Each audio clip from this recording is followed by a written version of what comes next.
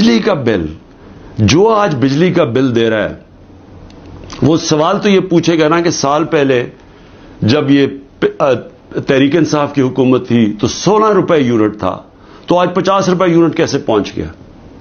کون سا اتنا بڑا عذاب آیا ہے کہ وہ بیگ جو 55-60 روپے کلو تھا آٹے کا، وہ پہنچ گیا 150 روپے کلو پہ.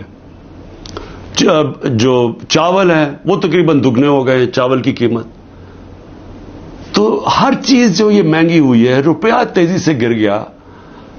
تو پوچھیں گے تو صحیح کہ لوگ کہ ایک تو حکومت بدل کے یہ عذاب آ گیا، اور اس کے بعد جو دہشت گردی ختم ہو گئی تھی، بالکل نیچے چلی گئی تھی، وہ پھر سے بڑھنی شروع ہو گئی ہے.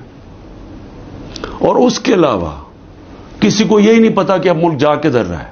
نہ کوئی قانون ہے، نہ ملک کی کوئی آئین کی کسی کو پرواہ ہے. عدالتوں کے اوپر علیحدہ پریشر ڈالا ہوا ہے.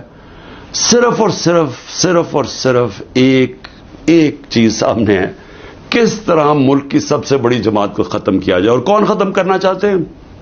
30 سال سے یہ حکومت کر رہے ہیں ملک کے اوپر. 30 سال سے ملک پہ حکومت کر رہے ہیں. ایک دوسرے کو جو کہتے تھے کرپٹ ہیں، چور ہیں، منی لانڈرز ہیں، دونوں کو کہتے تھے ایک دوسرے کو. ایک دوسرے کے خلاف کیسز بنائے، کیسز ثابت بھی ہوئے، ملک سے باہر بھی بھاگ جاتے تھے. اور وہ آج اکٹھے مل کے کوششیں کر رہے ہیں کہ اسٹیبلشمنٹ کے کندھے پہ چڑھ کے کیسے ملک کی سب سے بڑی جماعت کو ختم کریں. اور اس کے اندر ہمارا ملک تیزی سے نیچے جا رہا ہے، مایوسی بڑھتی جا رہی ہے.